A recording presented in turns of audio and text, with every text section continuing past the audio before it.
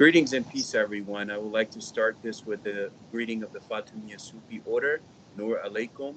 Tonight, for part 24 in our series of dialogues and conversations, our Sheikh, friend, brother, and Murshid, Sheikh Wahid Azal of the Nur FSO, is back. And in this latest episode, we are going to address the enemies of the Nur FSO, and particularly the Baha'i Internet Agency and their shenanigans. So, Nur Alaikum, Sheikh. We have to put the Baha'is on notice and their founder, Haba'ullah. I'll start by saying, A'udhu billahi min haba al-la'in. I take refuge in God from the accursed hot air, meaning the founder of Baha'ism. Nur alaikum to everybody.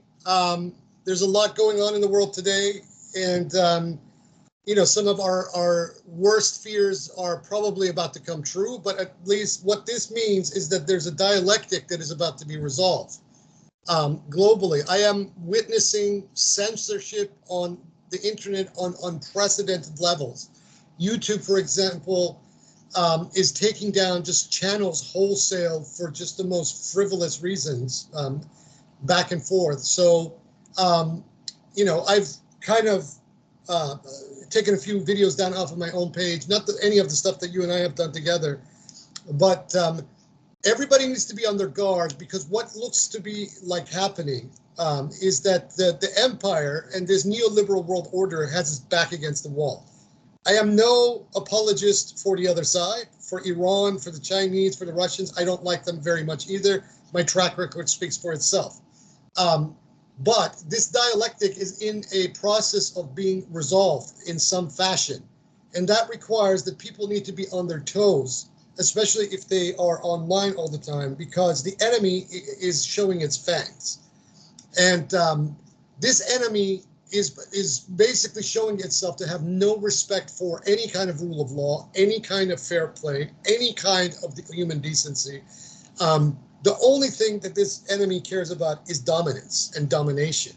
And this enemy is not necessarily just the Zionist Jews of Israel, because there are also dependencies to this shaitan of the neoliberal world order that includes within its ranks, the various European powers, the corporatocracy, and various hangers-on, who claim to be religious organizations, but we know better, such as the Baha'is. The Baha'is, although their online presence on a portal like Wikipedia is much less significant than it was about 10, 15 years ago, and especially 20 years ago, still are controlling the narrative, not only of their own creed, but also attempting to control the narrative of Babism on Wikipedia. And so there was a back and forth that I have had with this particular obnoxious, degenerate operative of the Baha'i Internet Agency, who goes by the moniker of Kunado, on Wikipedia over this entry on Sopa Azal. Now, these people are desperately clinging to their own warped and proven lies of narratives about Sopa Azal, but they know how to rig the system, and they basically silence any voice that attempts to to basically set the record straight on that entry but with sourcing and bibliographic citations that categorically contradict their stuff. They try to discredit. They do the usual mudslinging and poisoning of the well that the Baha'is have basically founded themselves on from the very beginning, inception of their creed. But these tactics are wearing thin. More and more people are seeing through them. And it's not just me that they have perpetrated this against. They've done it to also almost every single one of the schismatic Baha'i groups, the ones that don't adhere to the authority of the so-called Universal House of Justice, or the Universal House of Pancakes, as I call them, and similar. But what's happening is that this narrative, so people, the mistrust and the trust for portals like Wikipedia has gone out the window.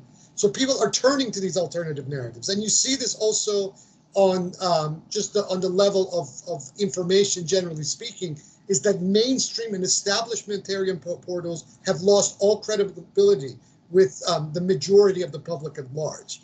And this includes these well-worn online infrastructures such as Wikipedia, never mind Twitter, X, Facebook, and etc. We all know what all of these are about and what they do on a daily basis. What this conflict in the Middle East is going to do, at least on a protracted period over the next couple of years until the end of this decade, is I think it's going to resolve this dialectic in a better, we don't see the horizon rising right now, but I'm kind of detecting that there's something over this horizon that is coming, that is going to resolve all of these problems, that will finally put this empire in its place and possibly witness the end of the Zionist colonial settler project for not just the benefit of the native indigenous people of that region, but also for Jews themselves. Because let's not forget, the Jews themselves are victims of the Zionism, including the most lockjaw hardliner Zionists themselves. They don't realize that the phenomena that they are drowned in is actually victimizing them while they are acting as perpetrators. And that until this dynamic is permanently destroyed, however this comes, that they themselves may face events that they are self-creating, not too similar to what we witnessed in Europe during the 1930s and 1940s. I mean, once upon a time, when people would talk this way, immediately there would be censorship and people would jump down their necks. But the absolute callousness in which the Israeli war machine is acting this perpetration in the murder of innocents. I'm not talking about paramilitary organizations like Hezbollah and similar. We know what those guys are about. But I'm talking about innocent civilians. And this whole idea that Israel is putting out, that Israel has a right to defend itself, is a false doctrine under the very premises of international law. They don't have a right to defend themselves against a sovereign nation like Lebanon. And their claim to occupy territories such as the West Bank or Gaza and the Golan is in dispute under international law. So that particular argument that they have a right to defend themselves is a complete red herring from the point of view of international law itself. So Israel, does not have the right to defend its interests in the Golan, in the West Bank, in Gaza, in Lebanon, etc. To defend itself means that if it has a problem with missiles or whatnot coming into its territories, then its behavior that instigated these actions by the other side is the problem, and not the fact that this is all happening indiscriminately. Furthermore, I am no fan of Hezbollah. I did not shed a single tear after the death of Hassan Nasrallah. The fact is that what Hezbollah, what the Houthis, and even to some degree what Hamas has been doing, although I don't like Hamas as an organization because they're Muslim Brotherhood, but the fact is that under international law, you can make a valid argument that what has been going on is a form of humanitarian intervention. Now, the responsibility to protect argument is one that usually, is enshrined under a Security Council resolution, but nevertheless, under the principle of the responsibility to protect and humanitarian intervention, what Hezbollah has done, what the Houthis have done, and even arguably what the Islamic Republic of Iran has done, does legally fall under that rubric.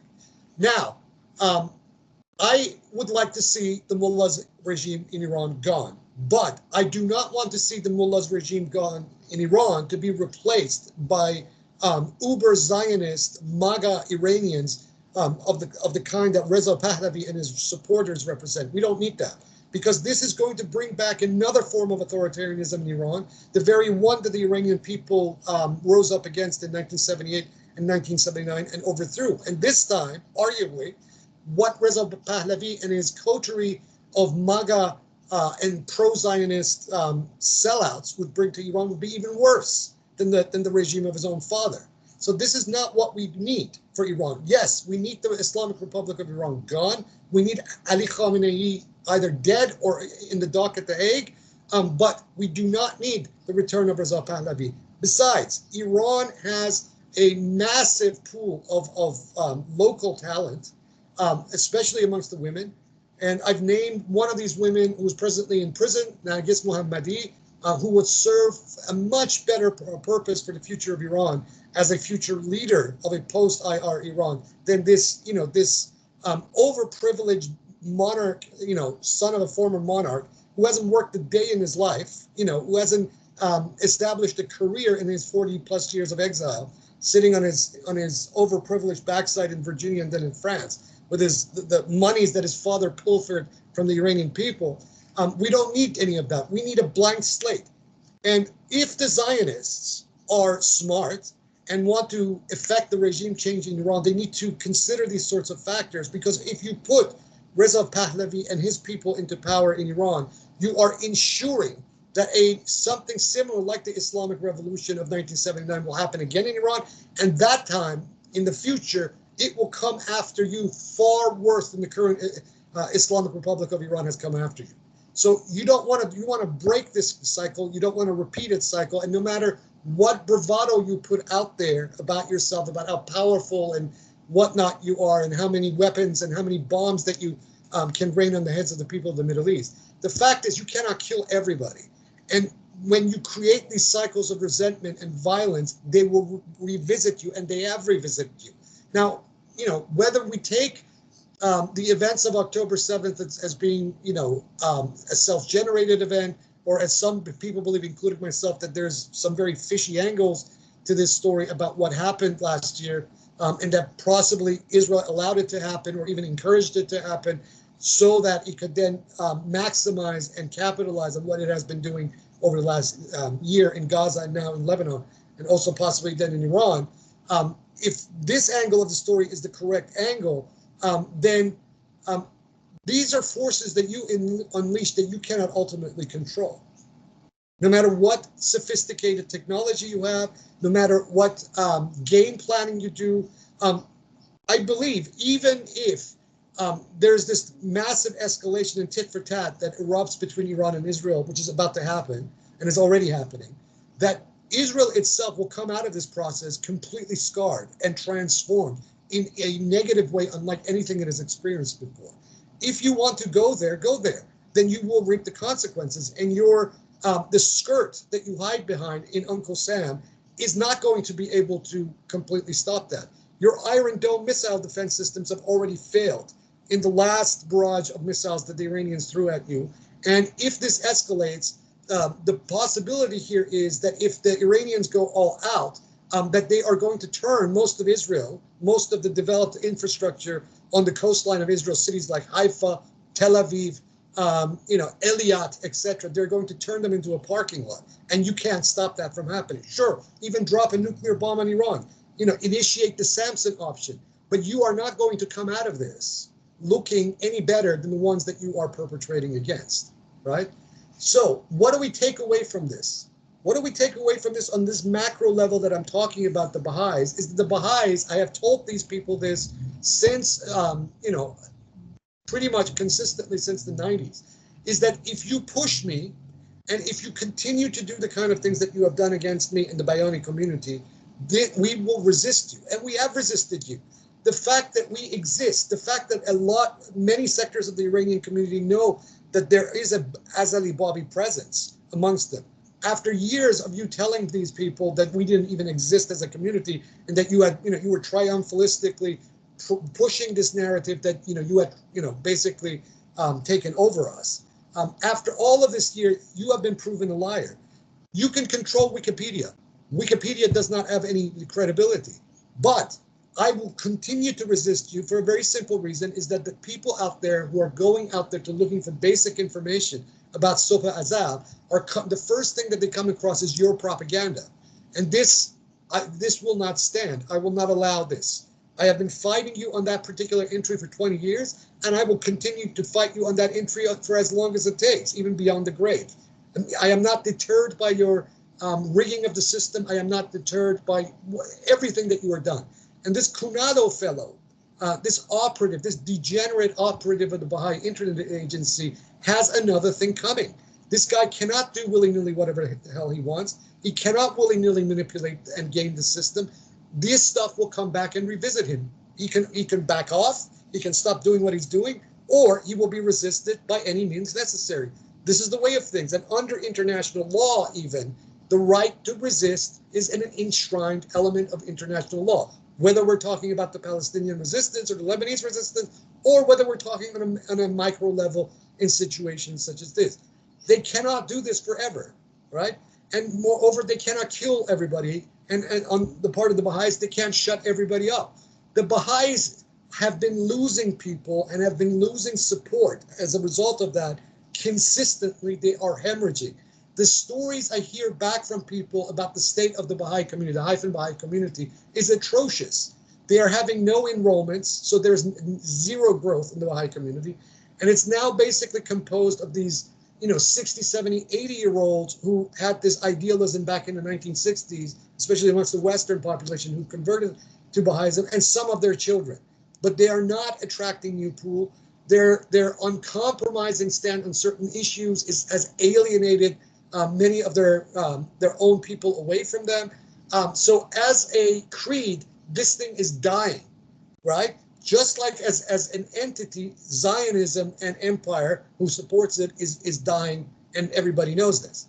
So this is the same kind of dynamic. This is the same kind of situation that we're facing. Nevertheless, I have a responsibility, as the living mirror of the Bayan, I have a responsibility to resist the lies, black propaganda, and nonsense and skullduggery that you people perpetrate against the memory of Wahid Azal. And I will tell you this, that in the next generation, you people, you Baha'is, will be looked upon as utter scum for the things that you have done, especially given the fact that during these last 20, 30 years, I have accumulated a massive amount of evidence, which I plan to give to my successors in the future, who will nail you to the wall one day, whether it be in a court of law or otherwise. Your days are numbered, and all these megalomaniacal pieces of architecture that you have, carved for yourself on Mount Carmel, this hanging garden of Babylon, you're not going to be able to keep these. Number one, right now, from the feedback I am getting from various people, the Baha'is in Israel itself are having problems with the Israelis. In other words, the Israelis themselves are beginning to have problems with the Baha'is. One particular correspondent has claimed to me that the Baha'is have had a falling out with Israeli authorities, going so far to tell me that April 2022 explosion that happened at the site of the shrine of Abdul Baha was actually an inside job perpetrated by Israelis against the Baha'is. That's quite something. If that is the true case of things, then that means that even the Israelis are beginning to drop these people like a hotcake. Another correspondent told me that a very prominent Iranian-Israeli journalist, who I used to lock horns with on the earlier version of Iranian.com, Mayer Javaden Far, had a massive falling out with these people. And this is a guy that had given them uncritical support, uncritical platforming, whether on Iranian.com or on his own various portals, whether in Israel or elsewhere. And he has had a falling out with these people for various reasons. So this tells you that even the Baha'is' usual protectors are beginning to take distance from these people. And when the day comes, inshallah, when the Zionist entity is no more, right, then there's going to be a reckoning by any future system in that country against these Baha'is, whether as being benefactors of Israeli colonial settlers, and also especially for what they have done in disrupting the local ecology, the local land ecology of Mount Carmel in Haifa, with this ridiculous project, this hanging gardens of Babylon, where they have defaced that mountain completely with this project of theirs, their so-called Ark, and how that has impacted and potentially created a very volatile situation for the very structure of that mountain, because they have gone so far into it, that it could potentially bring that entire Mount Carmel down at some point, or create serious problems of erosion.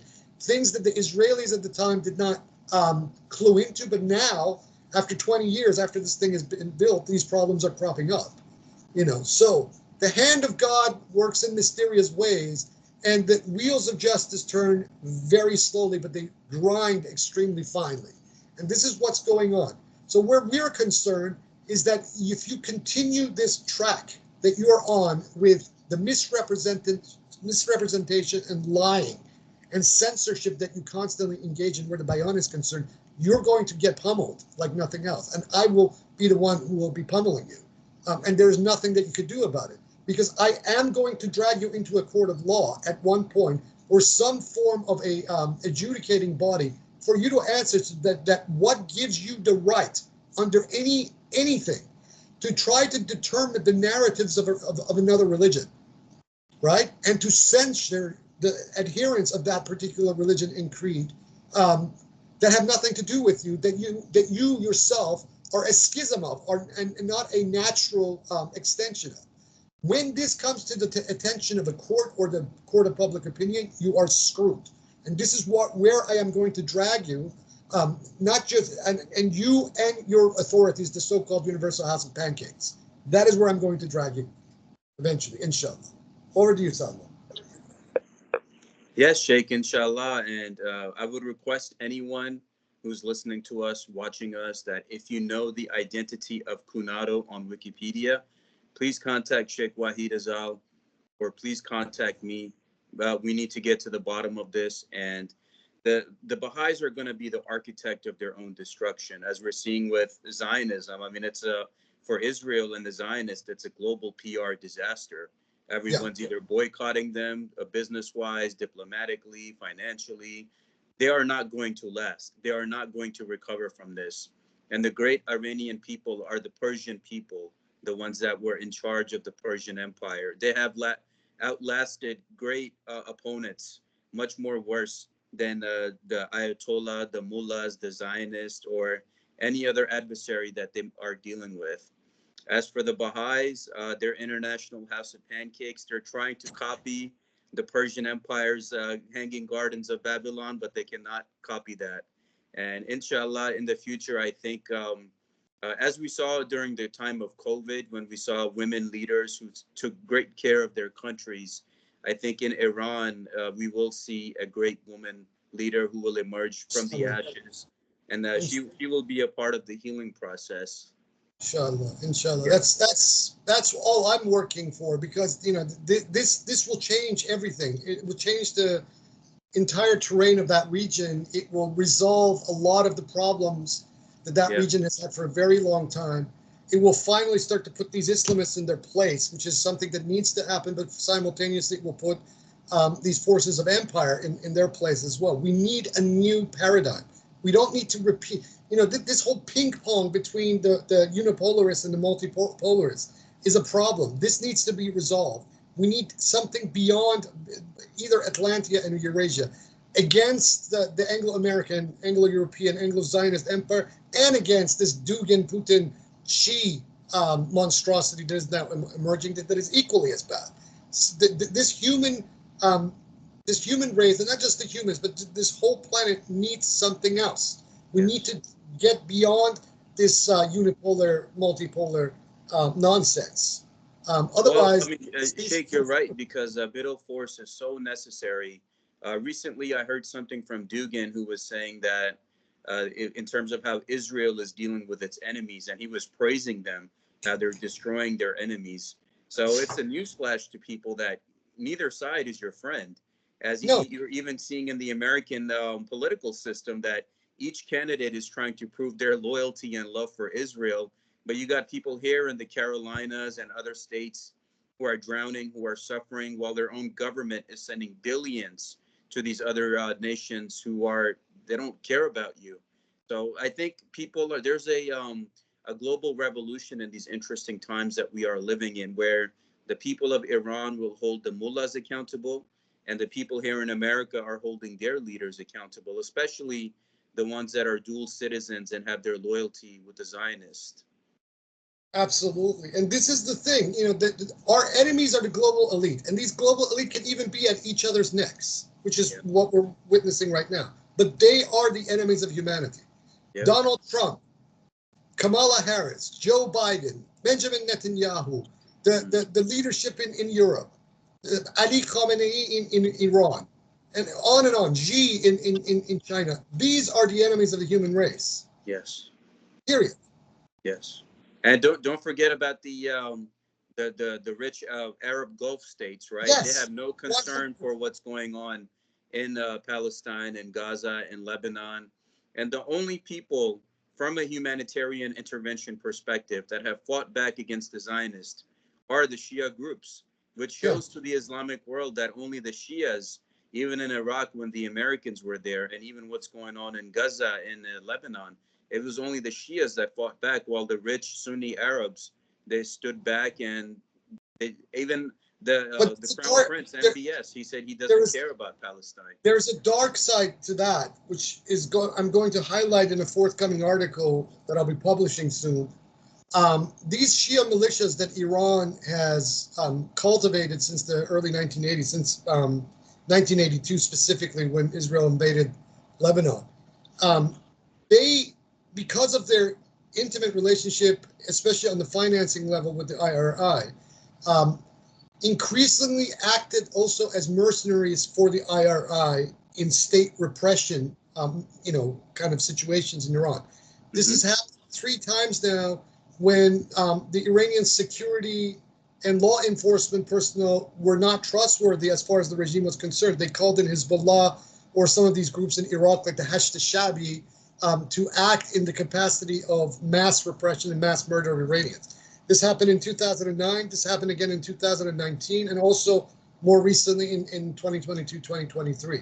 So while this is what you're saying is 100% true, that these Shiite groups, paramilitaries and militia groups in Iraq, Iran, and also in Yemen have acted in the capacity of humanitarian protection for the people of Palestine to some extent, or even advocates. But where the people of Iran is concerned, they have acted extremely nefariously against the Iranian people. So this is the problem we have, and this is, like I said, there is no friends here. There's no good guys here. Everybody, the only good guys are the people on the ground, the people who are not armed, the people who are not part of an establishment, are not part of the government. People on the ground, average people. Everybody else is a perpetrator, right? Yeah, that is true, because they're upholding this system together. And Yeah. I guess the only people on the good side is the common man, the common woman of Iran, of the United States, of different countries that are just trying to survive and take care of their families. They're not into these different schemes and groups and agendas. They're just trying to survive daily in the current times. But yeah, all these other groups, they all have some kind of an agenda and monopoly. It's like what many people have this thing about, or theory about, the so-called Illuminati, that there's a Western faction, there's an Eastern faction, there's the Chinese faction, the Middle Eastern faction, and these people all work with each other. So I think there is some probably element of truth, and I thank you very much that you will clarify in terms of the roles that the Shia militias are playing in the region, and how it's all involved with the agents of the IRI. And basically, I think at this point, the Western Anglo Empire, the IRI, the Zionists, they are all on their way out. And within the next decade or two, we're going to see something new emerge from the ashes. It has to happen. Otherwise, this humanity is lost. It really comes down to that. We either resolve this, we either overthrow these parasitic elites, all of them, right? And that means that a lot of these MAGA people who thought that Donald Trump was the second coming of whatever need to wake up from their slumber and realize that this guy is the deep state. He's not against the deep state. He is a manifestation of the deep state. He's not going to make your lives better. And also, he is not against the Israelis. I mean, some of the rhetoric that has been coming out of this guy's mouth for the last couple of weeks shows that this guy is lockstep with this whole Zionist agenda that Mr. Joe Biden, currently in the White House, has exacerbated. Yep. So do not trust any establishment. If you're going to vote in these upcoming presidential elections, do not vote for either Democrat or Republican. Find a third party, and in whatever state or district or jurisdiction that allows you to put in your own name, put in your own name. Can you imagine if 2/3 of the American electorate on the 5th of November wrote their own names in during the election? I mean, on the federal level, not on the local.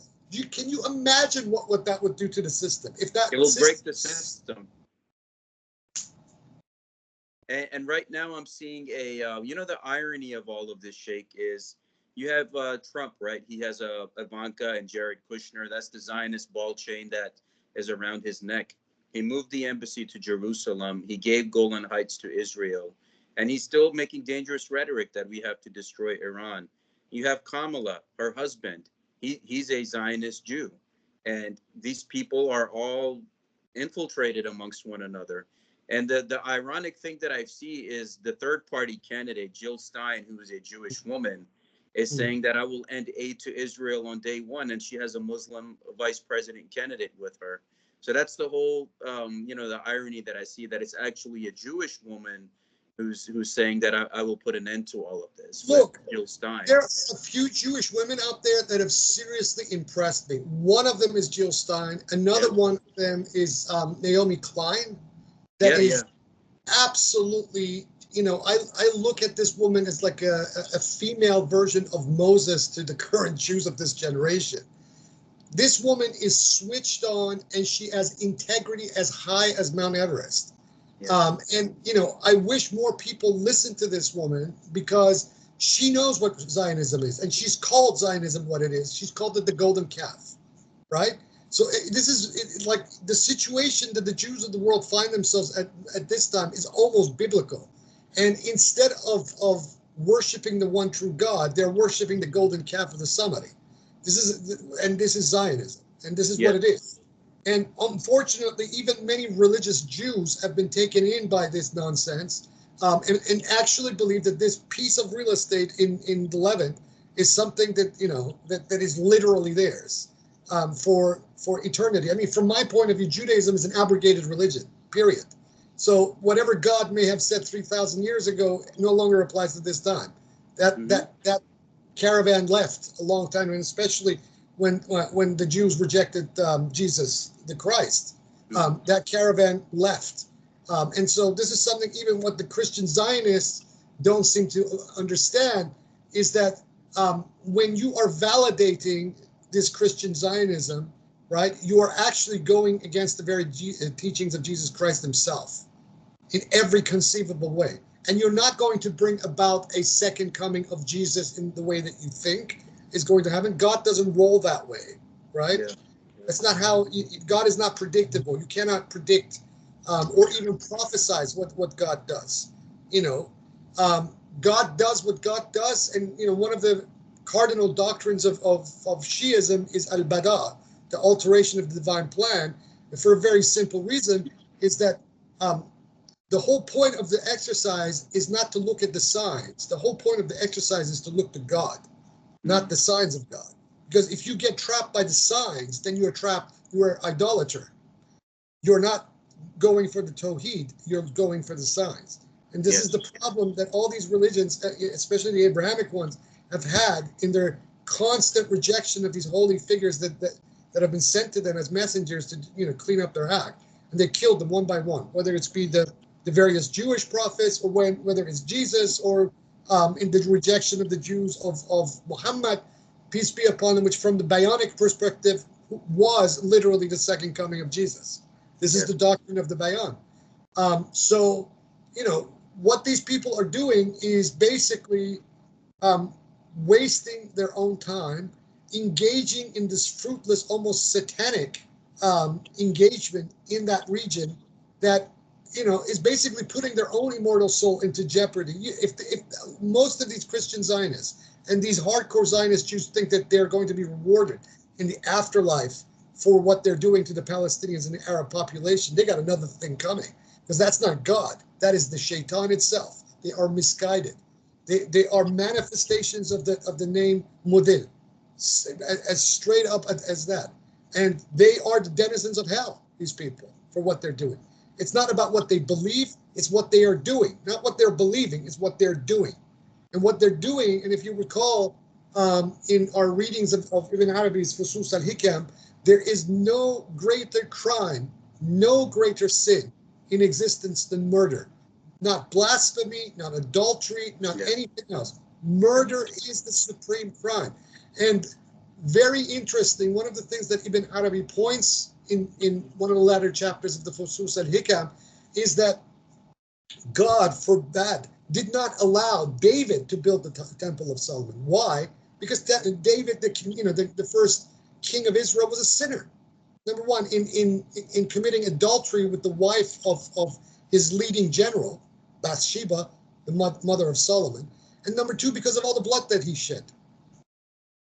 Right? So it was Solomon, not David, who got that opportunity to build that temple. And Solomon was not a warlord of the kind that David was. Yep. He was something else. Yeah, definitely. And Sheikh, it's so interesting because most people are now waking up to the fact that even what it says in the Bible in the book of Revelation, that those that claim to be Jews but are not, but are the synagogue of Satan. And most of these people in Hollywood and the music industry, they are all Satanists of the highest degrees, and they all have a Jewish Zionist background. They're all falling, as we're seeing with the whole Diddy situation. They're all falling by flies, one by one, including the Zionist regime in Israel. The Western Anglo powers are on the decline. The UK, France, even France is now pulling away from Israel and trying to align with China. The global South is rising, and the mullahs are on their way out too. It is inevitable. It is going to happen, and you're right. We must put our trust in God and God only, and we just have to remain vigilant in this time and stay on the path of truth. And I tell everyone that even with the Baha'is, it's over for them. The Baha'is are going to self-destruct on their own, and including the International House of Pancakes, that's going to go down too. And they are going to burn in hell along with their founder, Haba'ullah. So no one gets away with anything. If people think they're going to get away with something, one day the rope pulls you back. It's always like that. It's always, always, always, always like that. Um, what can I say? I mean, I didn't expect the current events to be unfolding now. I was expecting maybe another year or two before we would reach the point that we're at the moment. But this has been the most dangerous moment that the world has faced pretty consistently since the Cuban Missile Crisis, because you're dealing with nuclear powers now, whether it be Russia, China, and Pakistan, and depending on which way Pakistan goes, because you could see overnight Pakistan suddenly decide we're going against Israel. Pakistan is a nuclear power, or they suddenly look at an opportunity to start a nuclear war with India. There goes the subcontinent. It is just an absolute mess, but this is a mess that has been created fundamentally by the Anglo-Europeans. Yes. Their hubris to reshape the world in their image after the end of the Cold War. We have come to this point. Rather than take that opportunity at the end of the Cold War to create a better world, for everybody, they instead chose this path of greed and self-interest, and it brought them to here. And this is the thing. One of the reasons why this is not spoken very much about, but one of the reasons why in these Western countries they are now pushing a anti-immigration narrative, besides the fact that the white supremacy is one of its guiding subtexts. But one of the fundamental reasons is that they realize the changing political demographics of these countries, which means in countries in Europe, Germany, France, etc., the political balance is shifting against the Zionization of Europe, right? When you have an increasingly informed native public in Europe combined with their solidarity with these immigrant Arab and North African, Afghani, and Iranian populations that have settled in those countries, this is now pushing the tide of the balance of public opinion against this Zionist stranglehold that has been on Europe since the 1960s, at least. And they don't like this. And this is the reason why Israel has been cultivating systematically the far right, neo-Nazis and far-right parties throughout Europe, whether we're talking about the AfD in Germany or the Front National in France, the various parties, far-right and reactionary parties in Eastern Europe, and even here in Australia and also in the United States. You see the foremost supporters of Donald Trump's campaign are Jews, Zionist Jews. Yep. Major donors are the Adolescents and whatnot, right? So this whole far right and this neo-Nazification of the political discourse that we have progressively been witnessing since 2015 is something that the Zionist Jews engineered for a very specific purpose, because they want to shift, they want to push back against the change and the tide in public opinion. Because if that current generation that is against Zionism and is against settler colonialism starts to come into power in centers in Europe and in the United States, that is the end of the Zionist project immediately, right? Because we're not just talking about the elected officials, we're also talking about the various corporate networks that these voices, once they start getting employed and rising within the ranks of the business world, what they're going to do is they're going to push back against the Zionist Jews. And this is already happening because earlier this year, a lot of the protests that were happening on the campuses of the major Ivy League universities, whether Columbia or whatnot, in the East Coast and then in the West Coast at UCLA, the children of these corporate elites were the ones that were standing in the forefront of these protests against the onslaught and genocide in Gaza. And this is a real problem now for that system in North America and also in Europe. So this is not, I mean, what are they going to do? Are they going to kill the children of these elites? Are these elites going to eat their own children, who are now standing politically against them and what they're supporting in genocide in Gaza? Of course not. So that means that over the next 10 years, as these children start to rise into the ranks of the corporate world, into the political world, etc., Zionism is finished. And there's nothing they can do. So what they're trying to do right now is pushing back on multiple different fronts against this very process that we're seeing. As we saw, and you can then now look at this as a mirror process that is happening in the Baha'i community. The same thing is happening amongst them. They, they were recalcitrant over the issue of women. They were recalcitrant over the issue of the LGBTQ. Not that I support these causes, but the LGBTQ cause in the way that the liberals do. But what has happened instead is that you have had a massive backlash and a massive pushback by the children of those very Baha'i administrators who were saying no to all of this stuff 10 years ago. And now these children are starting to walk and vote with their feet out of the Baha'i community. So what's going to be left of these people? I mean, you can't rely on 70, 80-year-olds over the next 10, 15 years to manage your community for you.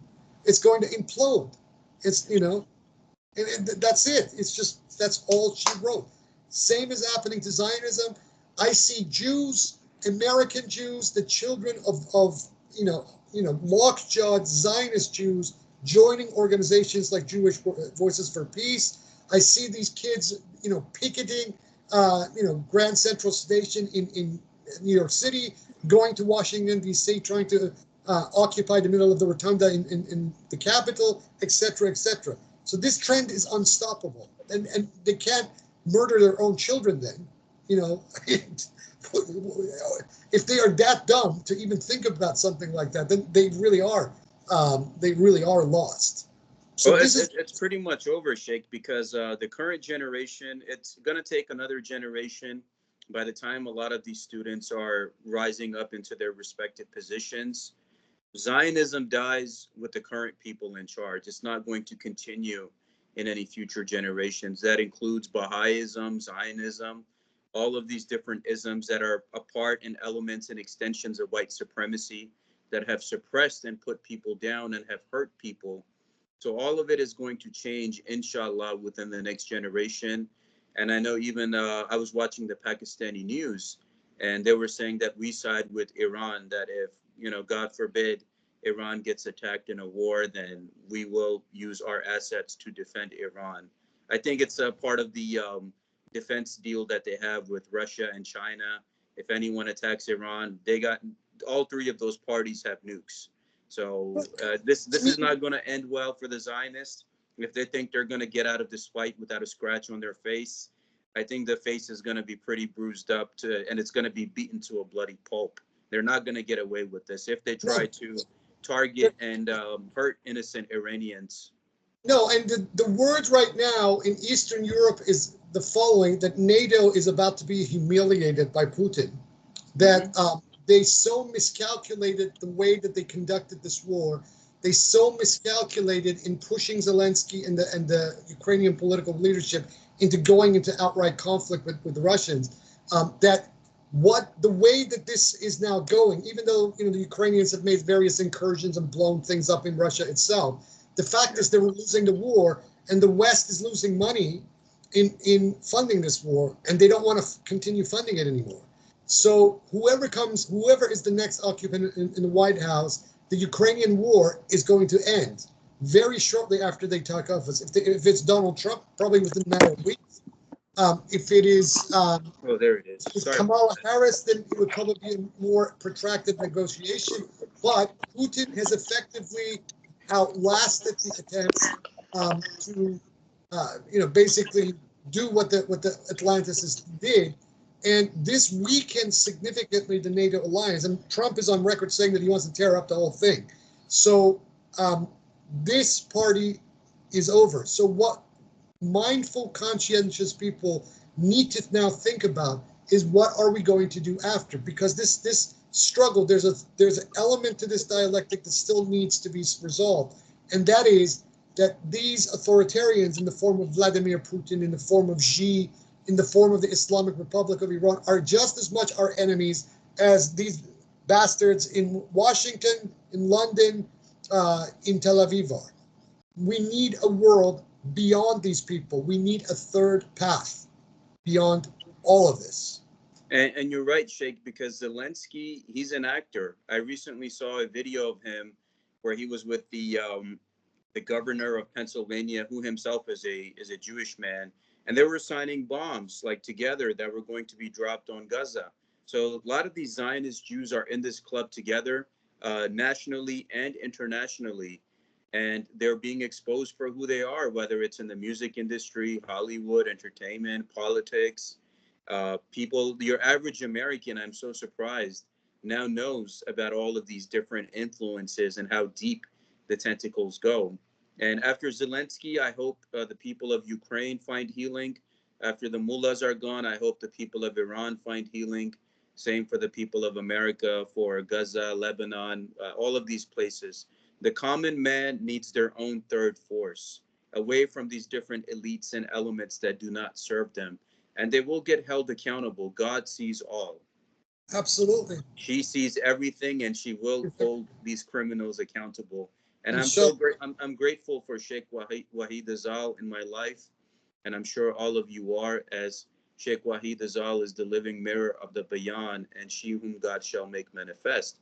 So no one's gonna get away with anything, but it's all a matter of time and how everything works in cyclical time. absolutely correct. And so, I'm putting the word out there that I want to know who this Cunado alias on Wikipedia is. I'm Definitely. going to reward whoever positively ideas this person, because this person needs to be held to account. And enough is enough with their control of the narratives. Not that they even control these narratives, they are losing control of these narratives fast. And the fact that we're even having this conversation is proof of that. But this, this needs to either stop on Wikipedia, or Wikipedia somehow needs to be taken down.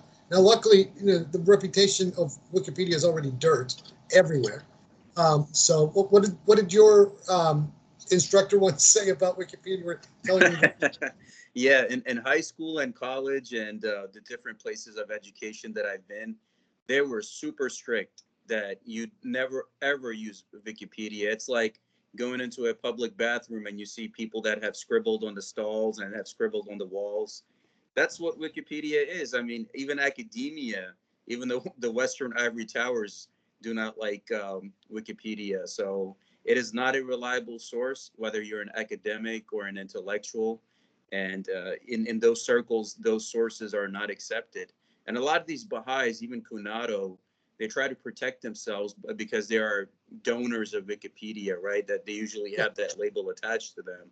So if anyone out there who's tech savvy or they're good, they can find people. If you know who this Kunado character is, as soon as possible, notify Sheikh Wahid Azal or let me know, because we got to start going after these people? One thing that we have established so far is that whoever this guy is, number one, he's a white guy. Number Yep. two, he's probably living in the Pacific West Coast of the United States. Yes. And that probably he's some kind of an engineer, maybe software engineer, something that he does in the tax industry. So we've kind of pinpointed that. But we want a location, we want a full name, because there are legal implications to what this guy does, and this guy needs to be brought to book. And if what he is doing and has been doing for the last 20 years on Wikipedia, is at the direct policy and instigation of the Baha'i authorities, then they need to be gone after in a court of law. Every time these people have stepped in a court of law in a situation like this, they have lost. Yes. They lost against the Remiite groups, the PUBC group back in 2007. They even appealed the case and they lost the appeal as well. So the Baha'is, the UHJ organization, has not been able to convince a valid and legitimate court of law at any level as to the legitimacy of the arguments that it makes. And the kind of stuff that this Cunado guy does is egregious. I mean, this guy violates the policies of Wikipedia. Let me give you an example of this. In Wikipedia, on a talk page, it is absolutely disallowed for you to erase the comments of other people, especially if they happen to be critical of you. Yet this guy does it, and he's allowed to get away with it. And if somebody complains about his erasure of comments in the talk section of an article, like, for example, the one on Wahid Azal, and I invite people to go and look at it for themselves, then that is reason enough for you to actually have your account banned. But this guy has never been banned from Wikipedia. So what is going on? Why are the admins engaging in doubles? Exactly. Money. Because the Baha'is have invested heavily in Wikipedia, and there's evidence to this. I found this back in 2011. There was an article that one of the first international conferences of Wikipedia occurred actually in Haifa, Israel. And this was like 5-6 years after the founding, after Wikipedia went online. And this was at a time when Haifa had become sort of like the Silicon Valley of Israel. Now the Israeli economy is in such doldrums that a lot of these techies have kind of left and gone elsewhere. But at that time, for that decade, from around 2010 to 2020, until the COVID, pretty much, Haifa was the Silicon Valley of Israel. And so Wikipedia held its first international conference in Haifa. And this, to me, was also proof of a heavy Baha'i involvement, because Haifa is obviously the world headquarters. That's absolutely right, Sheikh. And just like how Haifa is suffering right now in the condition of war, and the Israeli regime is declining economically, they are also a parasite within a parasite who's going to die along with its host. So Yes. it's only a matter of time at this point. Inshallah. Anyway, that's about all I wanted to say for this session. So if you have something to say, go for it.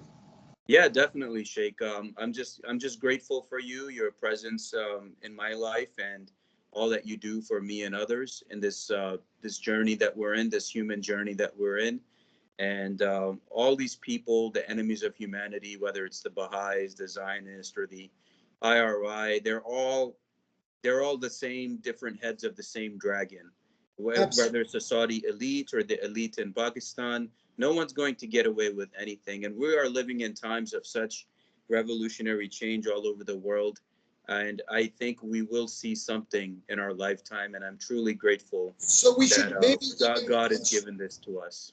Well, we should probably then mention the following, is that on social media, if there are forces or voices out there who are trying to corral you from one malevolent establishment into supporting another malevolent establishment, then be on your guard with these people, because these are propagandists and they're playing this thing. Do not support an establishment. Do not support any government. Do not support any paramilitary organization. Support only people. Absolutely support the people of Palestine. Absolutely support the people of Lebanon. But the people, don't support Hezbollah. Don't support Hamas. Don't support any similar organization like them. People are to be supported. Organizations are to be shunned. And governments as well. to be completely shunned. So if any so-called left-wing or alternative media voices are trying to corral you from one to another, from supporting the West, supporting the East, from supporting the United States to supporting Russia or China or Iran, run the other way, in a neutral direction, away from the West and the East.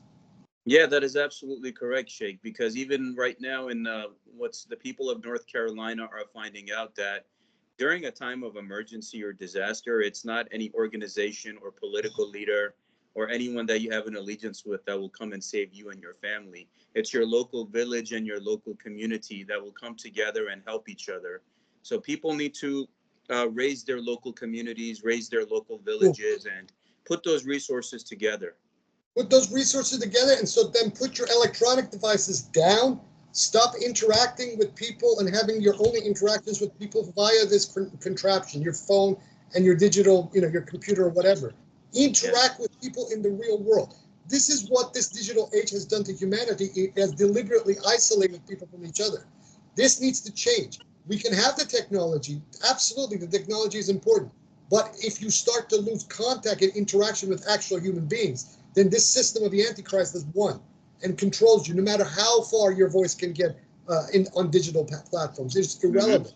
You need to. We are living in a real world, and people need to interact in a real world, and people need to take care of each other in the real world, not virtually.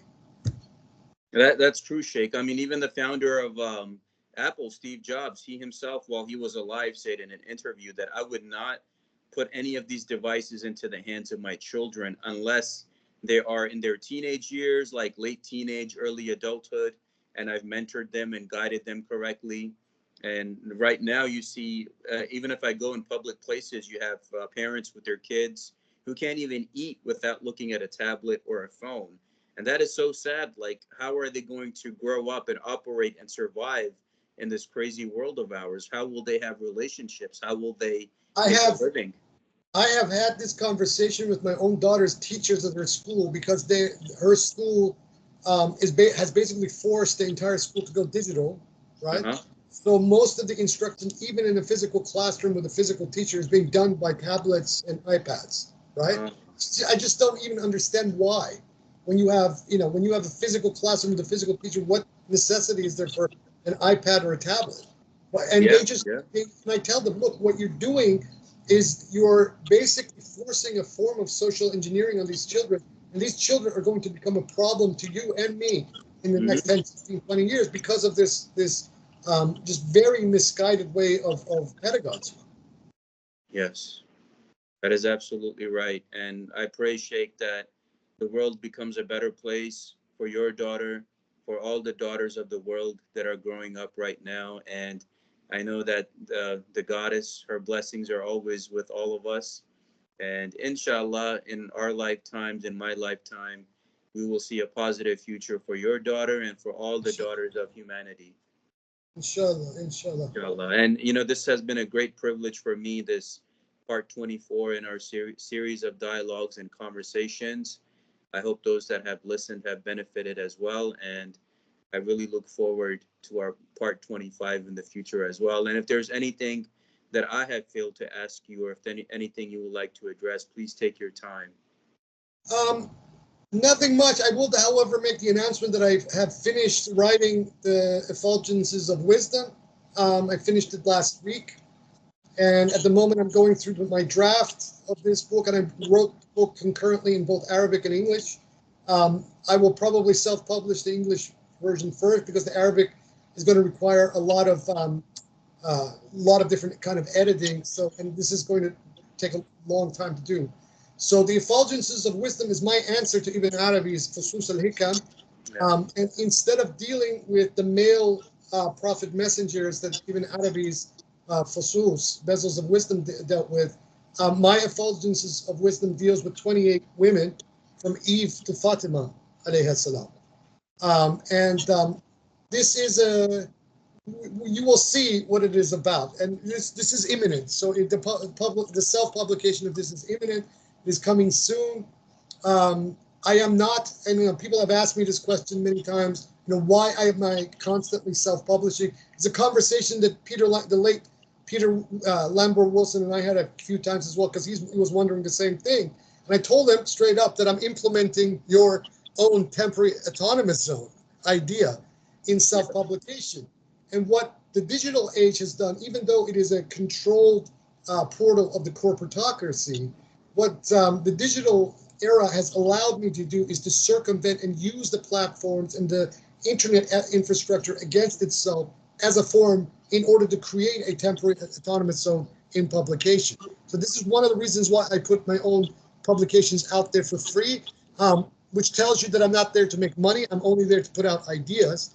And also I am trying to create some kind of a precedent for writers and authors in the future not to be so dependent, number one, on systems of peerage, because the current system of peerage that we have is broken, it's biased, and it is controlled system by moneyed interest. And number two, an author should have no ego in what they write. The task of an author or writer is to put their ideas into concrete form and present them. We used to have an era, and especially before the crop of publishing industries in the modern world, where a given writer would write their own material and then circulate it amongst a group of disciples or interested people, and they would copy it, and that would be it. They were not beholden to any publicity agents or that sort of thing. Even Arabi didn't have a publicity agent when he wrote the Fusus al-Hikam or his Futuhat al-Makkiyah. That age needs to return, because it grants a level of independence to the author that currently doesn't exist, despite the explosion of information that we are confronting. And this is what I am doing. Number one, to create a temporary autonomous zone where publishing is concerned. Also, to craft a kind of a oasis of independence from the agendas of big corporate publishers or the ivory tower and similar. And and the Australian system has allowed me to upload my material as publications, which they take and catalog, and then which then automatically feeds metadata into the WorldCat system, which makes it an official publication, copyrighted under my own name. God bless the Aussies for doing that, because no other jurisdiction does that at the moment. So I don't need a publisher, and I can continue to put out infinite amount of material out there under my own name, cataloged in the Australian library system, that is then captured by the WorldCat system. And these ideas will take on a life of their own beyond my physical lifetime, and that is what it's about. I'm not there to make money, and I'm not there to create a massive following just for the sake of it. Yes, Sheikh, definitely. And you know what? Your work will always find those that it's meant to help, and those that are meant to receive it. Just like how a lot of these great teachers and prophets in the past, Ibn Arabi, we're still talking about him today, even after all of these hundreds of years. We're still discussing his information today. So you yourself are one of those living figures of today, the living mirror of our time, the living kutub of our time. And your work and legacy will carry on even way after we are gone from this earth. And you will continue to make an impact, just like all the great prophets and messengers and teachers. How we're talking about them today, they're going to talk about you. It's about her, It's not even about me.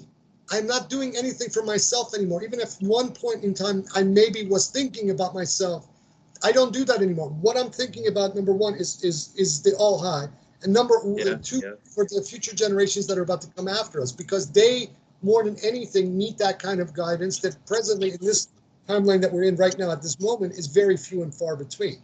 Yes. And because of the situation that these kids are currently growing up in, they're going to need all the guidance that they can get. I think so too, Sheikh, and I wholeheartedly agree with you. And I'm always at your service and the service of the Noor FSO in any way, which way I can aid and assist you on this endeavor. Inshallah, inshallah. So with that, I give everyone the greeting of Noor alaikum. Thank you all for joining us for part 24. Until next time, part 25. Wa alaikum.